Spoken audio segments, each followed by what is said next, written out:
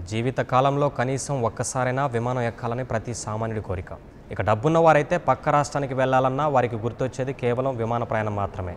డబ్బులు పోయినా సరే సమయం కలిసి వస్తుందని ప్లేన్లోనే తిరుగుతుంటారు బడాబాబులు. కానీ అదే విమాన ప్రయాణం ఎక్కువైతే కొన్ని సమస్యలు కొని తెచ్చుకున్నట్టు అవుతుంది. ఏంటా సమస్యలు అనేగా మీ క్వశ్చన్. అయితే ఈ స్టోరీ చూడాల్సిందే.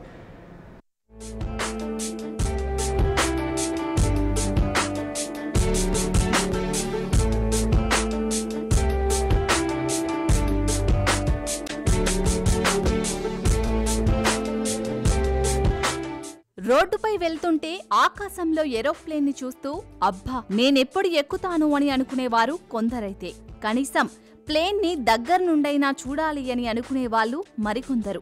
కానీ ఈ ఆనందం, ఎగ్జైట్మెంట్ వెనుకనే కొన్ని సమస్యలు కూడా ఉన్నాయంటున్నారు సైంటిస్టులు.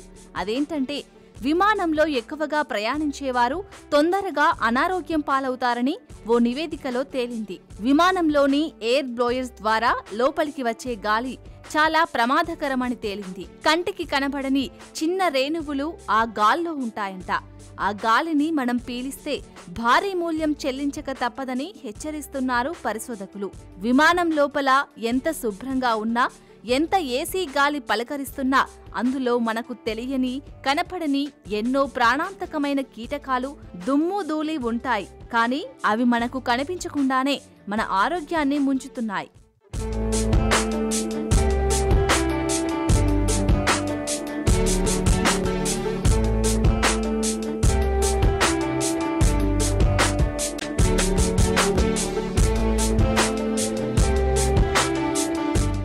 విమానాల్లో ఎక్కువగా ప్రయాణించడం వల్ల తీవ్రమైన తలనొప్పి, ఆస్తమా వచ్చే ప్రమాదాలు చాలా ఉన్నాయి. అంతేకాకుండా గంటల పాటు విమానంలో ప్రయాణిస్తే కంటి చూపు కూడా పోయే అవకాశం కూడా ఉందంటున్నారు ఈ పరిశోధన జరిపిన యూకేలోని స్టిర్లింగ్ యూనివర్సిటీ డాక్టర్స్.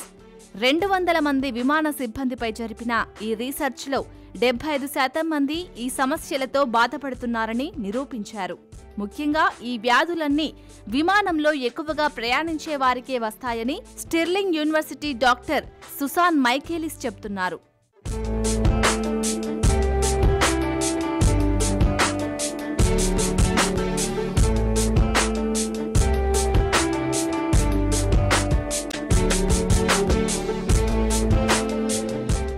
గంటల పాటు ఒకే చోట కూర్చోటం, ఇంజన్లో నుంచి వెలువడే గాలిని పీల్చడం వంటి వాటి వల్లే చాలా వరకు ప్రయాణికులు అనారోగ్య ఇబ్బందులు పడుతున్నారట.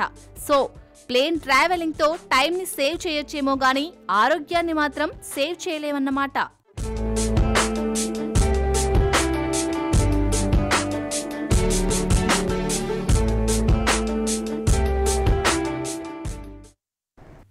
For more updates, please subscribe 99 TV Telugu.